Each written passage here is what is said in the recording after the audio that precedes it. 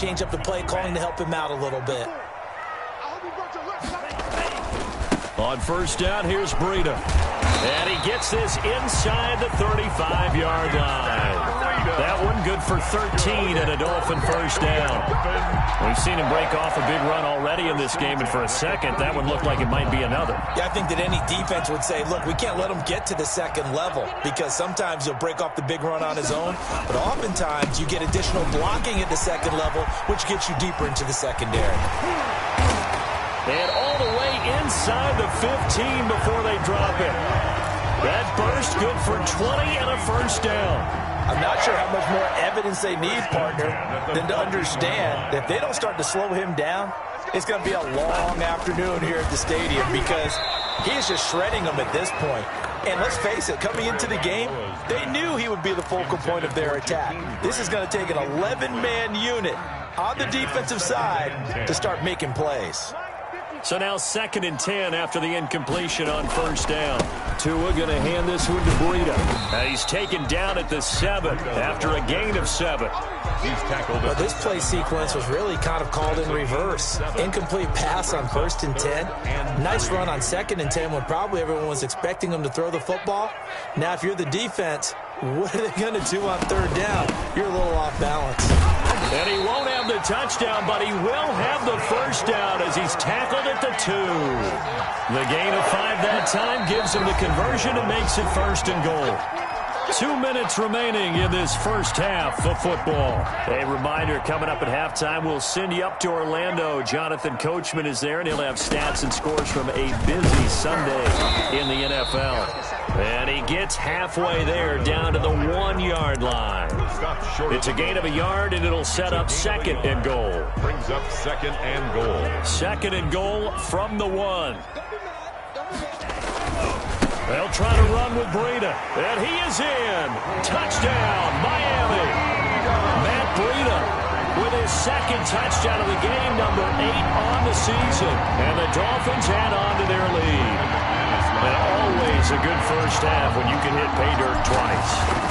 And it never hurts to have that good feeling as the game moves on. Just think about halftime. If that's all he gets, he'll just sit there at the half and think, all right, 2 already. I can get some more. I get some more. And he'll be encouraging his offensive line to create some space.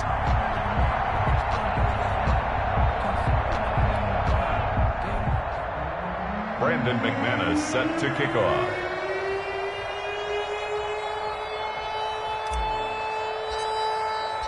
After the touchdown, here's McManus now to kick it away. This taken in about 4 yards deep. And all deep in his own territory. He coughs up the football. And this is picked up by the Dolphins. There's never a good place on the field to fumble the ball. Let's just call it as it is. But definitely not in your own red zone. In your own red zone, it's heightened, isn't it? Because you're almost automatically giving up a score and the momentum, and everything just changes for your team. Yeah, so the kickoff fumble, now great field position.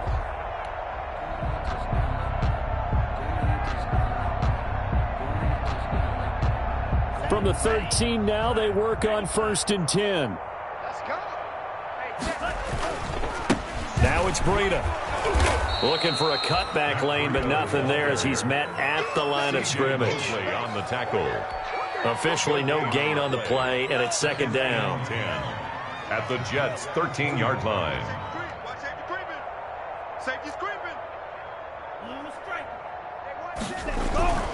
Tagovailoa to throw on 2nd down here. This will be caught just inside the 10. And here he'll get it down to the 7. They get 6. That'll leave them with 3rd and 4. He felt the pressure coming there. That was a good job of just making something out of nothing, so to speak. Yeah, took the hit and still made the play. You know, when we talk about runners, all right, and on running plays, runs after contact, we call that getting dirty yards, tough, gritty ones. To me, that's like the version of a dirty pass. He knows he's going to get smacked, yet still delivers the football and picks up good yardage. The Jets are going to use the first of their timeouts, as the stoppage will come with 23 seconds to go till halftime.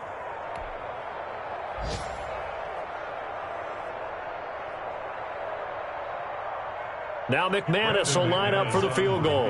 This a fairly straightforward 22-yard short attempt. And McManus able to put it through. And that will just add 3 more to a lead that's already out of hand. Still a little bit of time left here in the second quarter, but they do get 3 before the half and expand that lead. And they have to be happy about that. And we haven't met a team yet that doesn't put an emphasis on trying to get points on the board in the last 2 minutes of the half. They'll be real excited to have those up on the board. The Jets take over 1st and 10 at their own 19-yard line. Jets offense coming up now to start their next drive. We're under 20 seconds to go in the half. I'm guessing the wise play here is be safe. That is the wise play, because if you think about trying to fool them here, here's what you're facing. You're facing a loosened up secondary, playing a lot deeper than normal. So even if you run some type of misdirection, you're only going to fool them for a second or so. And guess what? They're so deep, they're really not going to be out of position. Take the knee, get to the locker room. Forecast calling for more of the same. The rain set to continue as we are underway in the second half. Fielded a couple yards into the end zone. And he will not bring it out. It's a touchback.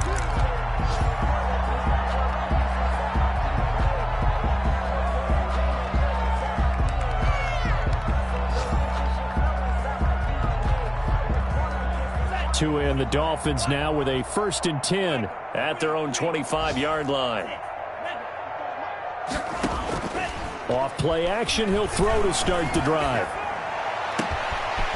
Throwing right, and that's complete. And all the way in for a Miami touchdown. A big play there. With his 2nd TD of the game, his 6th on the year. And the Dolphins have got it on cruise control. Now McManus for the extra point. And the lead grows even larger here in the 3rd quarter. Makes the score Dolphins 37, Jets nothing. Brandon McManus set to kick off. After the touchdown, here's McManus now to kick it away. And trouble there on the kickoff as that goes out of bounds. And that drives coaches insane, doesn't it? When they see that happen, it just doesn't feel right, does it? Plus, you're giving up yardage. Good starting position for the Jets as they come up 1st and 10 at the 40. And his pass is intercepted for the 4th time today. Picked off Byron Jones. And he'll return this one just shy of midfield to the 49. Intercepted. And that gives him now 3 interceptions in the game. Well, someone's locked into what they're trying to get done in the passing game. When was the last time we had someone get 3 in a contest? 2011, wasn't it? Kurt Coleman. Oh, yeah, that's then right. With the Eagles. That's right. Then with the Eagles, and I believe it's against Washington and Rex Grossman. That's correct. Brings up 2nd and 5 at the 46-yard line. After the pickup of 5, here's 2nd and 5. They run again with Breida. And he's free going down the left side. It's a foot race. And he'll take this into the end zone for a Dolphins touchdown. Matt Breida, 46 yards. And thanks to the interception, the Dolphins offense cashes in with 6. And the lead grows even larger here in the 3rd quarter. Makes the score Dolphins 44, Jets nothing. After the touchdown, here's McManus now to kick it away.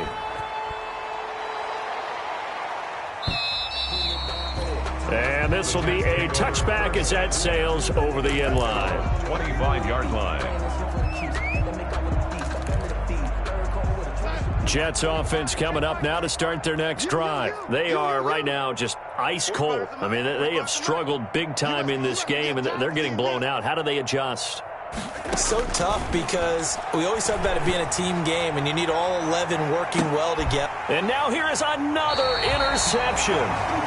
Picked off Byron Jones. And his guys are going to take over at the 31-yard line. Charles, are you kidding me? 4 interceptions? I mean, that's a good season for a lot of defensive backs. A lot of reason to get voted into the Pro Bowl. When you have 4 in one game, I mean, talk about a campaign slogan, right? I got 4. Send me to the Pro Bowl, guys. What a game we've experienced watching this one. And they get him down, but not before he takes it across the 40-yard line. Give him 10 yards there, and about by the nose of the football, he's going to have a first down. Once again, they run with Breida on first down. And he takes it past the 45 and down at the 46. The ball carrier. The tackle there by Brian Poole. And there we saw one of the downsides of blitzing during a rundown, because sometimes you get out of your gaps. You don't fit the run quite as well because you're headed towards the ball carrier with abandon. And maybe a measure of revenge there. He's had his way in this one, but this time they get him behind the line. A loss on that play, and now third down gets tougher. 3rd and 6.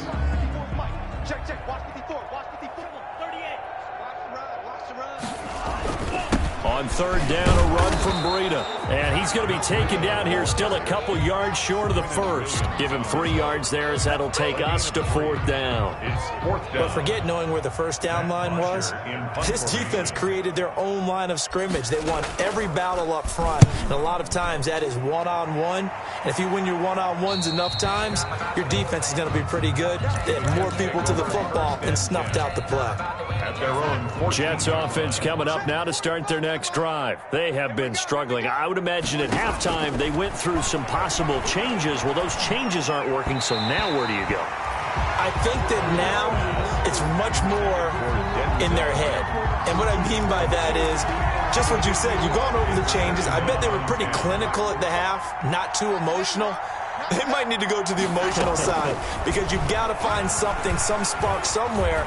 And so far, just being calm hasn't exactly worked. They need any spark at this point. 9 yards, not quite enough, and they'll be left now with 3rd and 1. 9-yard gain. Came up a little short on the last pass play. They did get 9 yards out of it, leaving him with his 3rd and 1. Blitz coming, and down he goes. Kyle Van Noy make that now 8 sacks for him on the season. Well, someone's closing in on the league lead in sacks. He came into the game in the top 5. Now you add 2 more to his total. Here's for the Jets. And they're going to fake it from deep in their own territory. And this is incomplete. A huge gamble, and it does not pay off. They fake the punt. It doesn't work out. And now the football is going to go over, already being placed at the 15-yard line. Line of scrimmage, the 15. It's 1st and 10. This is Breida.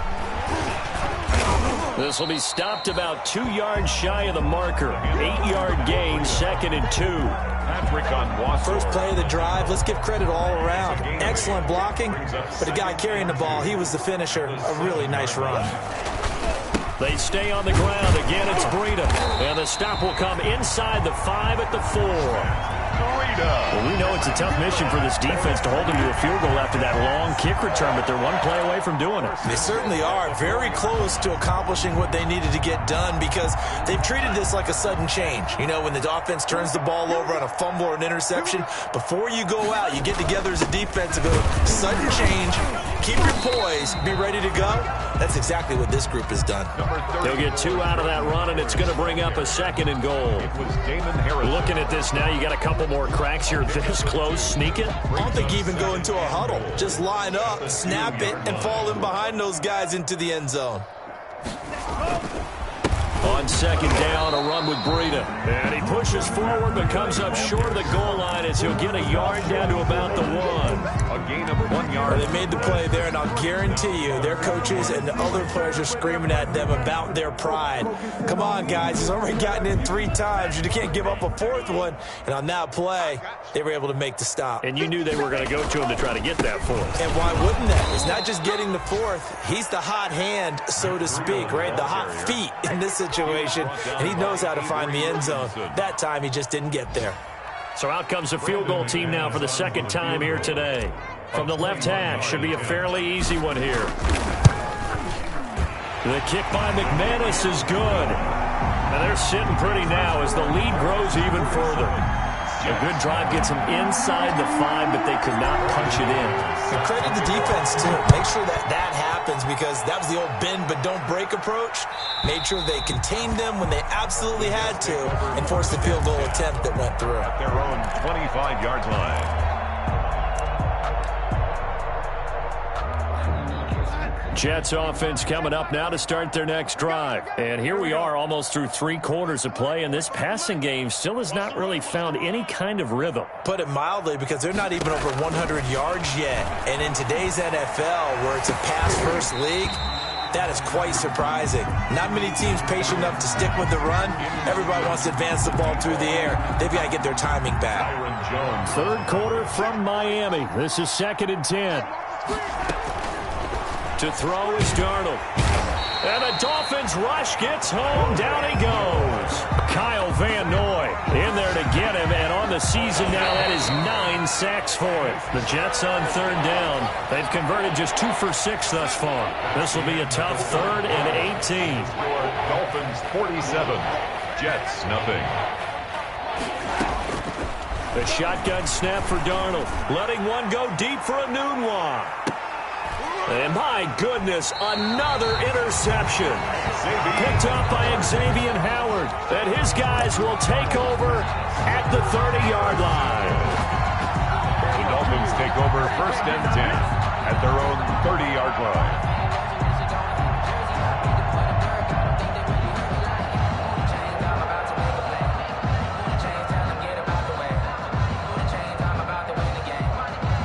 The Dolphins at the line ready for their next drive. And after the interception, they are sitting in an even better spot with the ball and a comfortable 4th quarter lead. And he'll have a gain of 3 to the 33. Matt Breida, the ball. Well, from an offensive perspective, that was a tough run because he only picked up 3 yards. But let's flip it over to the defensive side. They now have the advantage. 3 3-yard gains. That means they're punting the ball likely on 4th down. That's what you're looking for when you're playing defense. 3 yards on that last carry. Here's 2nd and 7. They run with Breida.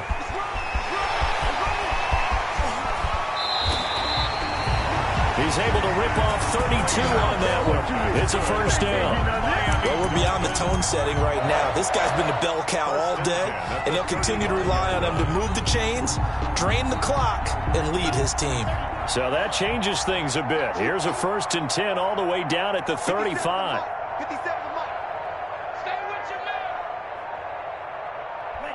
And they'll indeed take a knee.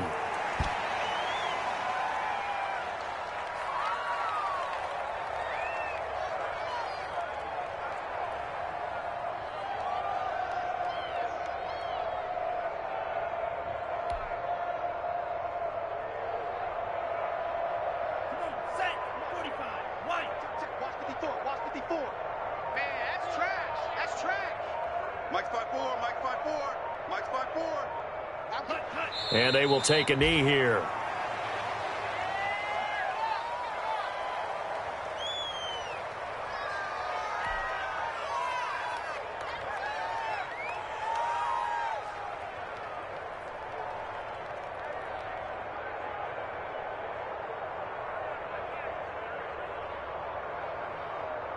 So 1st and 2nd down went in the wrong direction. They'll try to do better here on 3rd and 13. Big stop, let's go.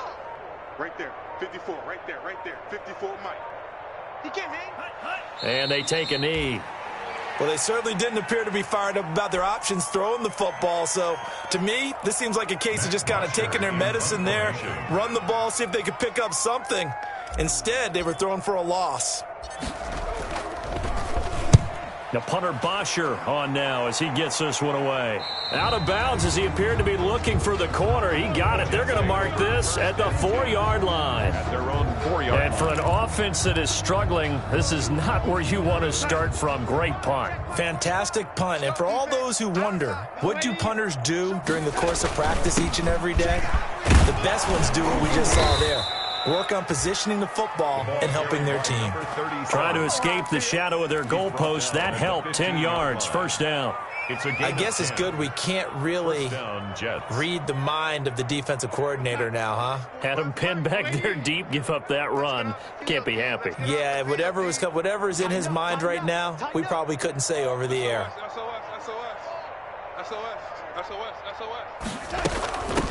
From the gun, they'll try to run it. They had a very short pickup there across the 15 to the 16. Give him a couple on the carry there, 2nd and 8.